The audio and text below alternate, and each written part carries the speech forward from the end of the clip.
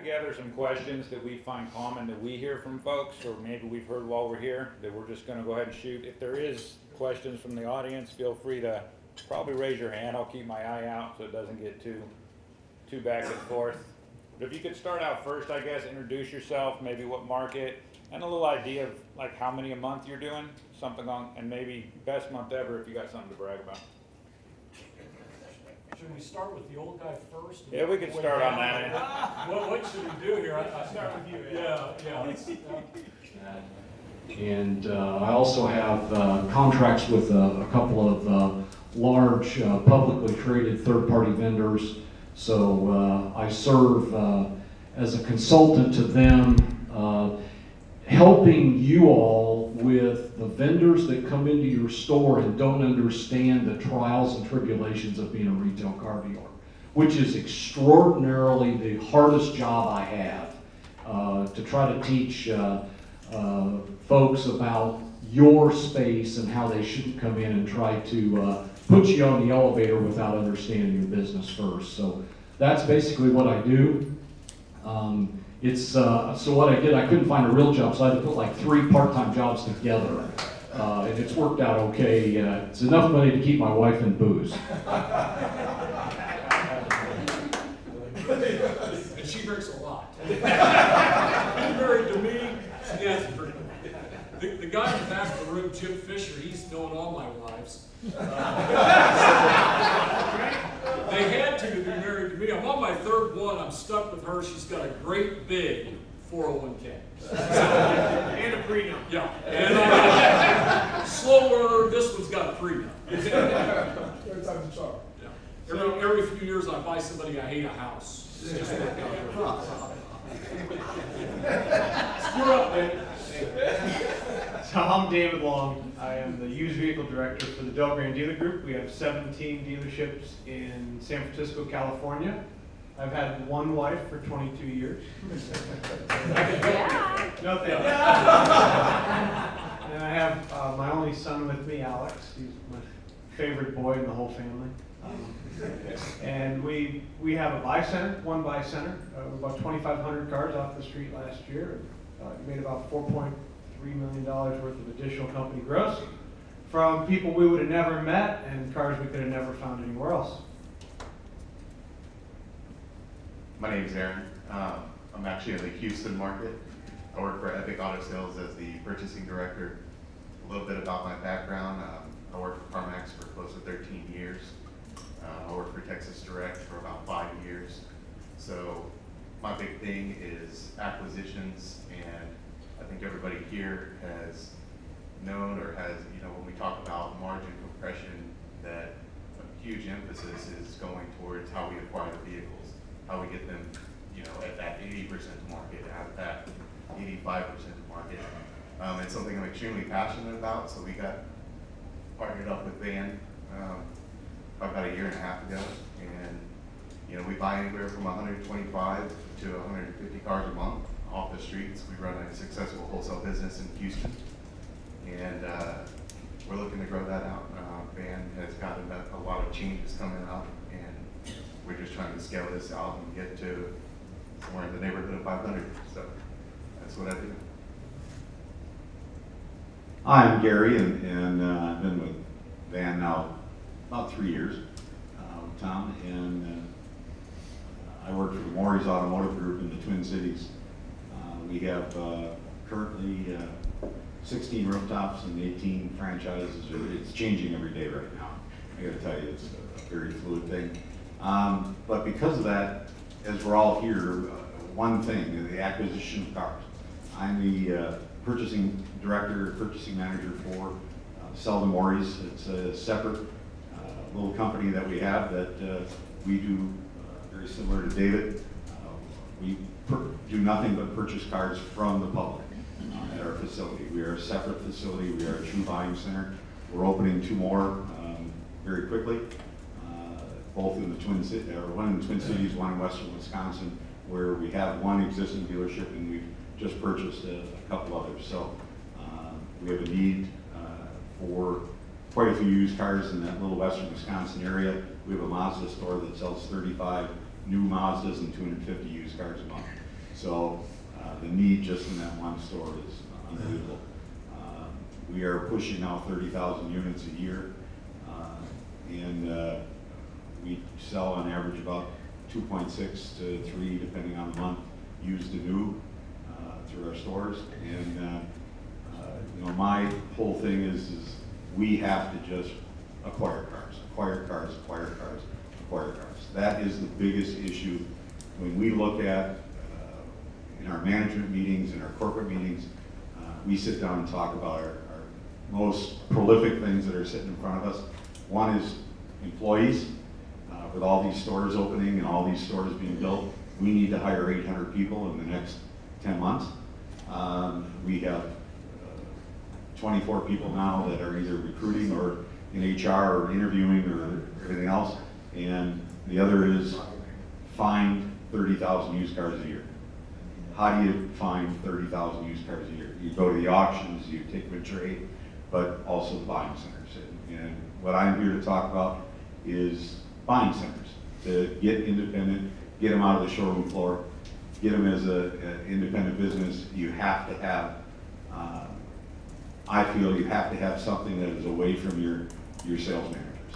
Your used car manager is the busiest guy in the store. Between advertisers, between salespeople, between technicians, between service directors, everybody pulling at that person, the last thing he wants to do is go appraise a car that isn't going to equate to a car dealer for him. But if you have an independent buying center and all the people that are there to do is buy cars, it's 180 degrees. They want to buy cars. They want to pay attention to those people that are in front of them. And that's what I'm here to talk about. So, any questions on the buying center that we have to help? Yeah, interestingly for me, dealing with like a lot of them out in the room, and these folks as well been here longer, there's a lot of strategies that are a little different and that work. There's some things obviously in common, and I hope we get some out of this today, because we all have different regions. And trust me, the Miami market is a whole nother ballgame from anything north of it, basically. I mean, the consumers, how they treat, I mean, it's all different. So you're gonna find your market a little different, but we can get the nuggets of what's successful. I think for me, I talk to a lot of people, obviously, on the phone a lot of times. I think the one characteristic that I noticed, and it's why everybody's here in this room today, as we went through and decided who to invite, and by the way, very impressed that I think just about everybody's here that we invited, commitment. That's the one thing that if it's not there when I'm selling, when I'm doing my pitches, when we're wrapping up deals, if that's not there, I know I tell my team, you know, we got to get these guys committed in the next 3 months or it's never going to get there. But that's everybody in this room. If there's one common thread, the commitment is there to be successful, and I think we can learn some good stuff from these folks. Okay, I'm going to just basically, like I said, drop a few questions to get some stuff started. If we could just kind of bounce down the row, I guess we can go backwards or forward this time, whatever. We talked about staffing, thanks to Jason, Adam, that was phenomenal. I was 16 years on the car dealership side. I don't know how many times I gave the speech. If you don't start treating people better, you're going to just end up with the leftovers. And, you know, the stores that do it, you're seeing Paragon, you're seeing what's going on. It was neat to hear about that. But when we talk for staffing in here, and once again, different regions, different strategies, but overall, how do you folks, how have you addressed how many people? Do you look at lead count? Do you look at how many you want to buy? Do you look at how big your market is? How do you address, obviously, different strategies, right? But, you know, if you go over how you address staffing counts, basically.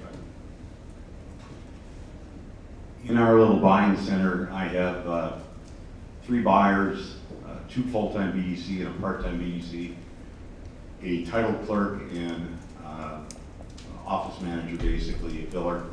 Sorry, can you go through that again just slowly? I have 3 buyers, and I have 2 full-time BDC and a part-time BDC that covers whenever one of them is off. I have a How many leads would your BDC reps see in a day? So how many outgoing texts or emails are they sending and where are they getting back? we average about 650 contacts a day, and then a contact is a phone call made and a email made and received, or a phone call received in. I figure that each one of my BDC reps can handle about 300 a day.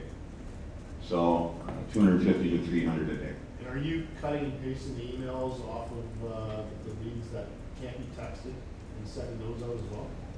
Yeah, the emails, well, everything that's texted coming through VAN. Yeah. We also use Trading Marketplace, Instant Cash Offer.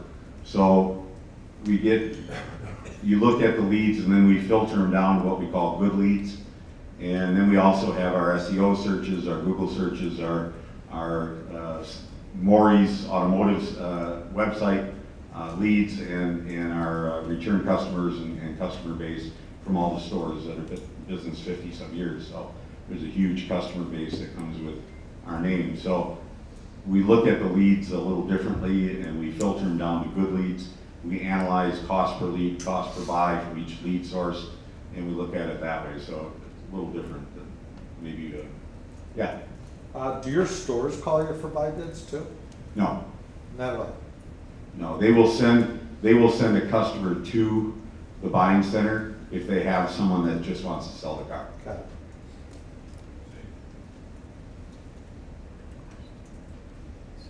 In Texas, we do it a little different. We have a massive amount of leads, and I think I am the only independent up here, so we have kind of a reverse engineer process. We justify everything. We have two BDC, I wouldn't even call them BDC, I'd call them purchasing agents. They serve as BDC, but they also greet the customers, and they also get the vehicle checked out. The final number, the final offer is based on my decision and the owner's decision. We also have a traded marketplace, so that's a good kind of safety net. But with the amount of leads that we have in Texas off of Vehicle Acquisition Network, we could easily supply a room of 8 people doing that purchasing agent position. I think we're transitioning into that, but we're growing systematically rather than just put 8 people in a room. We want to get down to that 1,000 cars a month incrementally, 10-15% more per agent, and we're off to the races. I mean, this was started as something like Gary said, to supply our retail enterprise with inventory. We can't keep all of that inventory. We send it, we run a lane every Tuesday, and we're making profit. It's turned into a wholesale department that's nationwide. I mean, we have vehicles going to Florida, we have vehicles going to California. So we're in the business of buying every vehicle we can in Houston. So your agents that are buying vehicles, they're also responding to the leads, and they're greeting the customer, getting the car checked? It's something that kind of grew out of necessity, but yes. Any idea yet on a metric for how many leads per person to get to that final number? And I don't know, maybe you already calculated back in the day to get to your current 6. I think all of us wonder what that number is starting to look like. I'm seeing a lot of high conversion rate. I feel like Houston is probably one of the most competitive markets in the nation. We have Texas Direct, and we have CarMax, and we have just about any other 3 that will make a cash offer for your vehicle. But I freely and openly tell them to come to me. I'll beat their offer. We offer incentives. We offer rides home. You start incentivizing the customer to come in. You have, with this technology, the ability to beat the offer by $100, $200, give them a ride home. We're recovering vehicles that we never would have seen. We're not paying auction fees. We're not paying transportation. People are bringing them to us, and it's just as easy as that. We just cut as many checks as we possibly can. The truth of the matter is, we're overwhelmed. So the conversion rate is watered down. So how many people do you think you're gonna need in the long run? At least 8. All right. And you had a question over there? Do you guys haggle on the offer you guys get, or is it one offer? I haggle. Absolutely. I mean, What's the deal? yeah. I mean, I think that's something that's given us a competitive advantage and disengaged a lot of CarMax customers. They're their buyers are taught not to bump at all. They offer you $10,000, that's a $10,000 that's good for 7 days. I come easily, I'll give you 10-2, and I'll give you a ride home. And, I mean, we make that decision on the fly. The question for the video was, when the customer comes in and you're doing the appraisal, are you willing to move and bump on that unlike CarMax? And as he said, most car guys' answer is pretty simple. Yep. David? To which question? To the whole thing? We're going back more towards like, how did you get to a number of knowing I needed X amount of people to handle either this market, this lead count, and staffing size for your structure? So at any given time, there's 6,000 available vehicles in my market for sale, private party. I could have 15 people and keep them busy all day long. Right now I have 2.5 acquisition managers and 2 acquisition team members. The only reason it's that low is because I promoted 5 of my acquisition managers that never sold a car before to run my biggest used car operations. They're now used car managers. But I would say, based on our experience of 3.5 years, an acquisition manager, if he's gonna have the 7-to-1 ratio, which I think is our formula to success, 250 to 300 leads. Because our acquisition manager, to your question, does everything. From the interaction, the 7-to-1, call, text, email, text, email, to setting the appointment, to making the confirmation call, to giving the quote over the phone, to bringing the guest in, to walking the car, to doing the paperwork, and getting them home. They do it all. 7-to-1 is leads to buys? No, 7-to-1 is the amount of contacts it takes to convert. That's been our magic number. It's good. Convert on an acquisition, an actual purchase, or Just to set an appointment. just to set the appointment? Yeah, I was fortunate enough to bump into 2 guys from MIT with MBAs that helped me A/B test all this in the first 6-8 months before I said yes to Tom and Bill. And then it started to take off.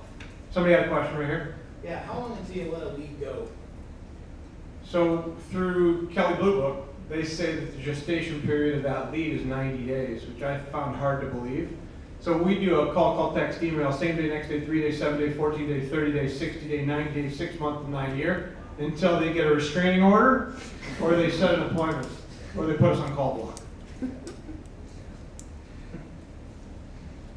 Ours is a little different. It's cradle to grave, 5 acquisition specialists, 1 acquisition manager, about 750 to 850 total leads. We've got KBB ICO2.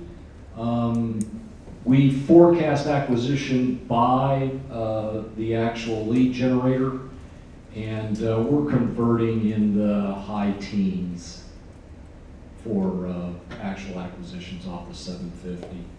So we're in the triple digits to acquire. We buy everything because we've got an exit strategy for it. I will tell you that we grade the car out. To listen to Dale this morning, we actually started that a year or so ago just to try to educate ourselves on days in stock is meaningless to us because we're also in the wholesale business. So days to stock is like, we don't care. We're gonna we've categorized the car before the motor's called. We know where it's going, what we're gonna get for it, how long we're gonna have it, get it reconned. No stale bread at our place. So, but the cradle to grave works well for us. Because ours is integrated, even though it's profit-centered and managed, it's integrated on the showroom floor. In other words, I've got a separate area for them, but they also work right on the showroom floor because our building isn't big enough. So we've got, but they do it just like David does. They categorize the car, they walk it, they get the appointment, they get it all. And it seems like that disconnection that you would have in a BDC doesn't happen with us, but that's because we don't have the leads that Maury's does. We're not, we don't have that lead amount yet. Are you guys measuring at your dealerships by source? So van leads and, you know, average days in inventory, Oh, yeah. average Yeah. gross versus a trade-in versus a wholesale purchase? And what, is there some generalities you can give us in terms of how they stack up that way? So the buy center cars, we buy at an average of a 72% cost to market, which people are like, so we could probably buy 300 cars if we paid 85%. But we buy them at 72% cost to market. They have a 4% higher margin, and they have 4 days less days to sale than any inventory, whether it be trade-in or auction purchase, by far, month in, month out. Aaron, anything on that? Dave just broke it down very good. In short, they are our highest profit margin. They are our highest ROI. I've never seen a vehicle purchase from van make it past 15 days. We do have an exit strategy. We have a wholesale lane, so yeah, that we can liquidate it within a week. We know where it's going to go. You know, every analytic can tell you what to pay for, but after you start getting real solid data points and what you're running in wholesale and you know what is strong in your market, just like Dave said, you know what you can buy up. You know what you, if you need a car for retail, you go ahead and you get it, minus the auction fees, minus transportation, minus a bad motor from the auction and arbitration, etc. Our goal is to buy more cars, so ours is not quite at 70% cost of market, but we're closer to that 80%. And just as Dale explained, you know, that sweet spot for retail right now is 90% cost of market. Our retail lot is selling at incredible rates. I mean, we're still working out what we do with age units that are kind of from the past. But right now it makes it a very easy no-brainer. We're making money in wholesale. If the unit's got to go, we throw it in the mix and we absorb it with the wholesale costs. We've got a complete new profit center with our wholesale purchases. You know, we run 50 a week, we sell 45.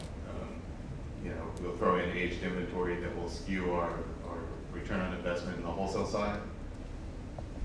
How are you compensating your acquisition team when they buy a car? Are you doing it on profiting afterwards? Right Or now, are you just paying per unit? we're paying. Yeah.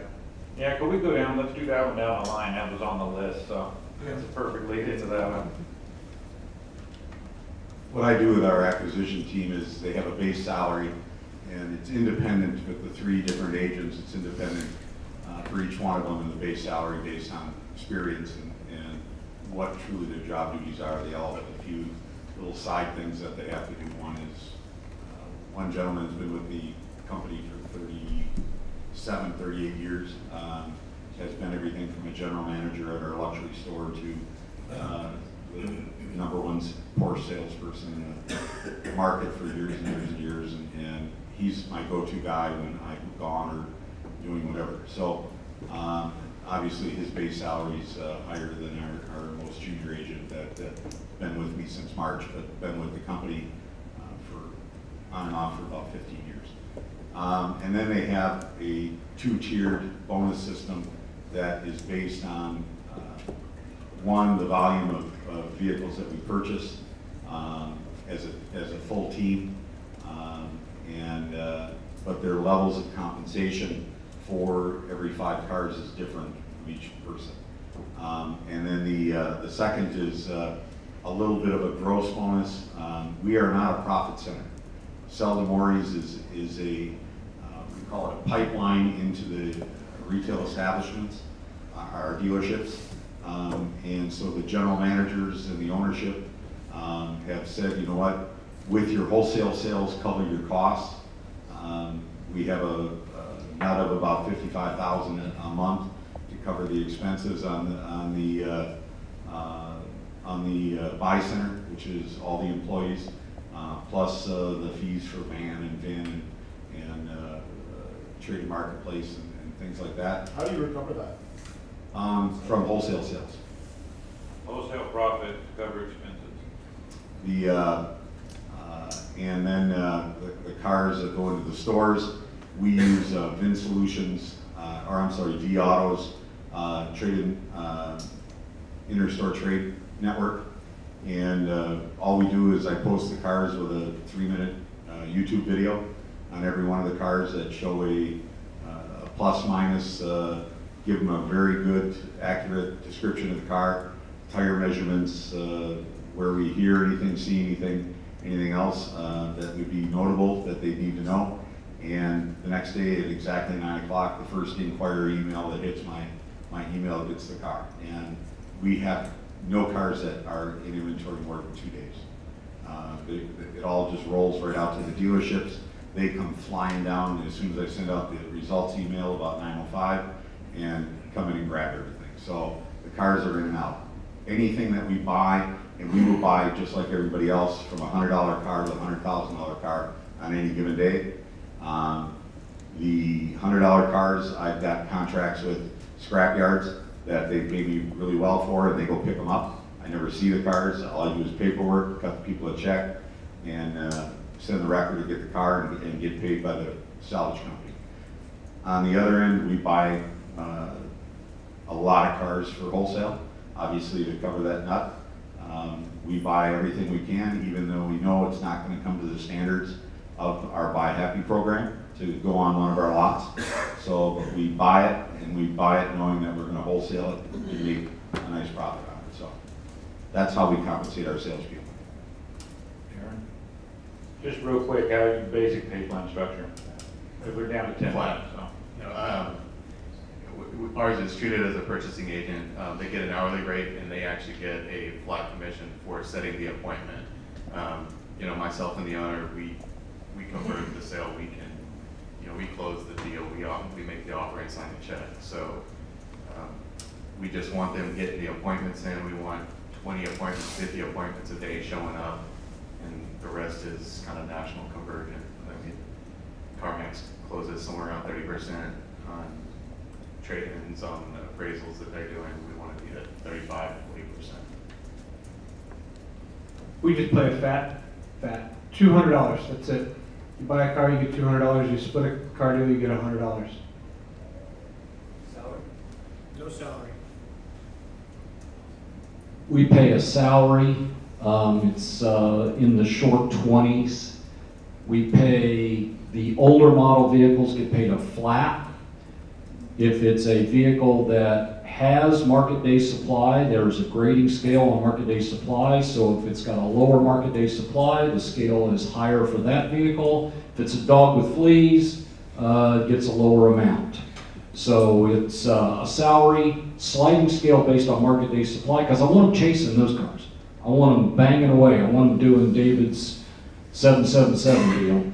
And that seems to work the best for us because it gives us the cars that we know have the propensity to turn the fastest, but it doesn't penalize them for buying a dog with fleas either. Okay, thanks. And I'm going to bounce back, get a question Mike did, but also I was wondering if you could answer that question as well. So with Marquia Phoenix, Yes. they've got a team of about 5. They've had for a long time. Yeah, What's your so- pay plan look like? So, as the buying manager, I'm making the decision on the vehicles as far as the final decision maker, as far as the numbers. But yes, we are paying a flat salary, $2,000 a month. And then their incentive is based on how many appointments actually show. And then also the BDC agents who are actually buying, because we have those too that are, they're calling and they're buying the cars too. They'll get 2 appointments. If they close the deal, they work the deal, they got them to come in, that's 2 appointments. So once they get to 50 appointments shown per month, that's a $500 bonus. Once they get to 55, that's another, 60, that's another 250. And then from 60 and up, it goes in increments of 5. So they are paid a salary, and then there's incentives on top of that. My question for you guys was, you guys talked about 72% to market, 80% to market. Are you guys offering a 72% to market offer, or 80% to market offer?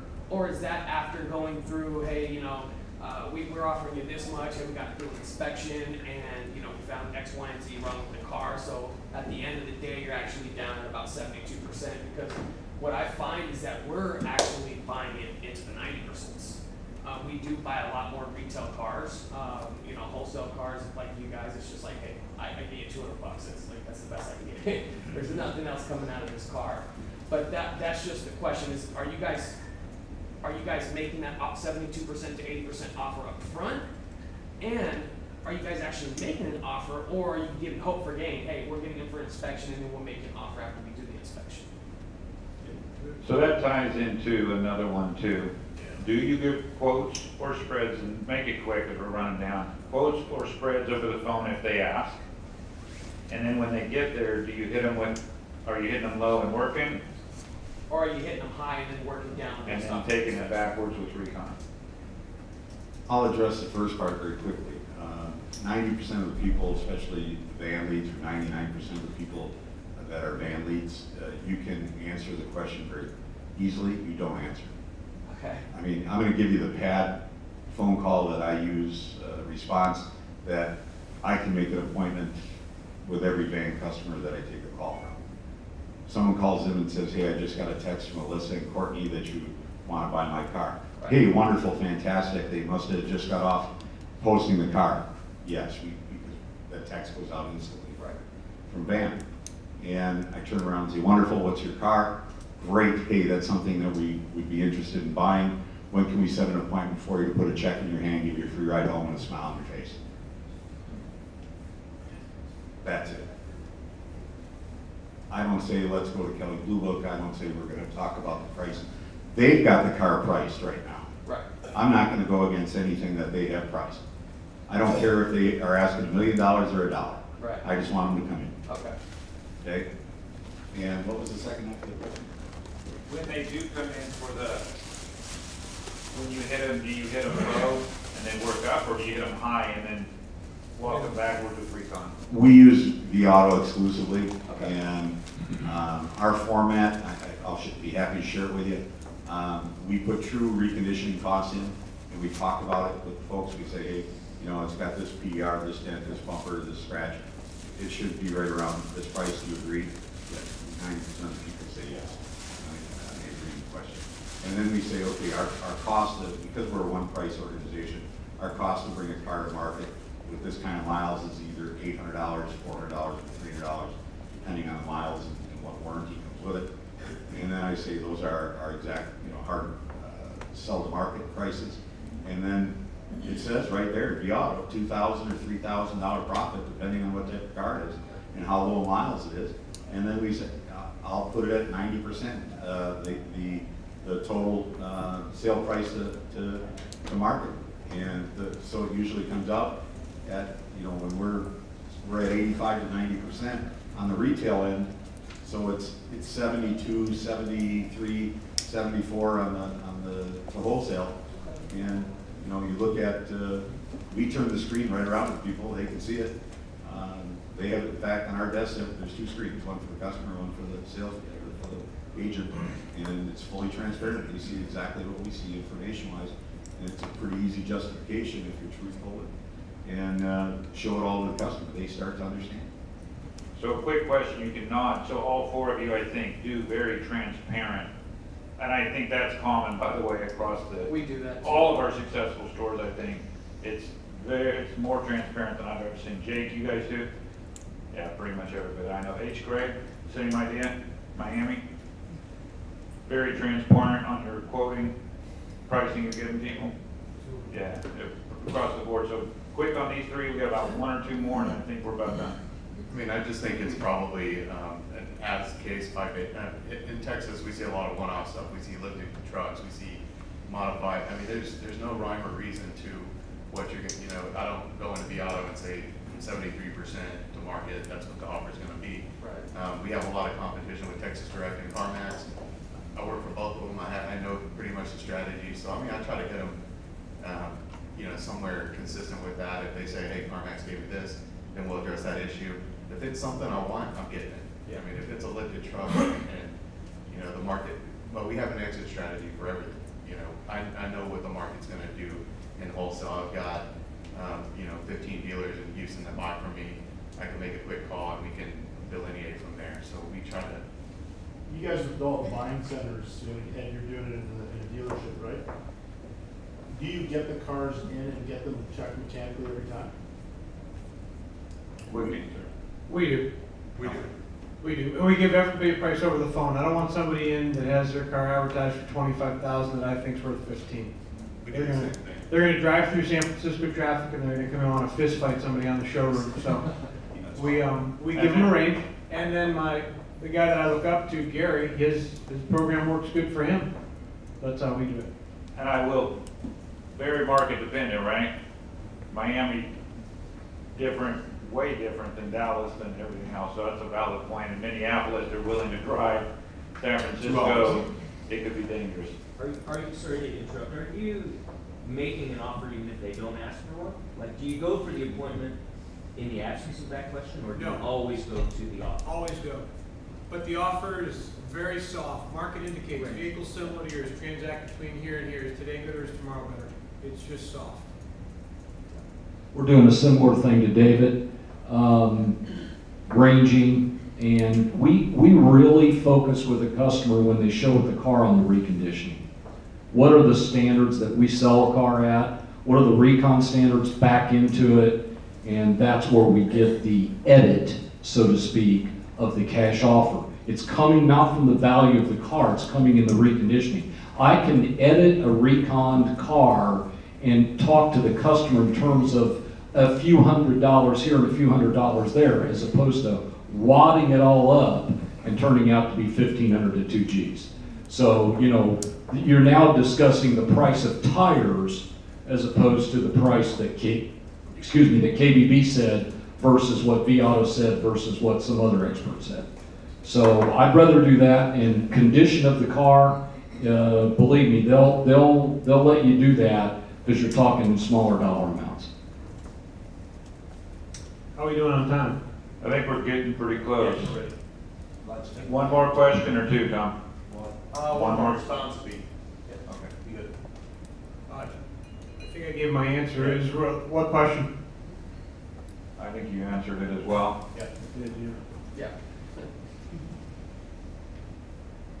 I just have a question for you folks. We talked a lot about employees and this is, you have to segregate this question. If you're looking at having a buying center comparatively to running a buying unit out of your dealerships. And like I said, I deal with just buying centers. But the few fellows that I was talking to last night and I asked this question, stay out of it. But think about over lunch, at what age do you think that a true car guy is at his peak to be a buyer in a buying center? 18.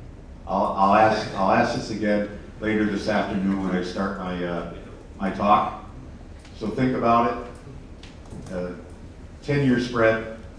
But at what age do you think, if you're going to have a buying center, reflecting on what I work in, would you say a career car guy is at his best point to put in as a buyer in a buying center?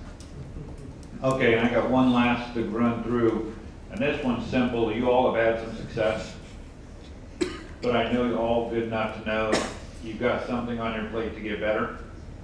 What, in like 5 words, or maybe 3 words, what are you focused on this year to move the needle in your situation? Few words. One question that I review every deal with each one of the buyers every morning.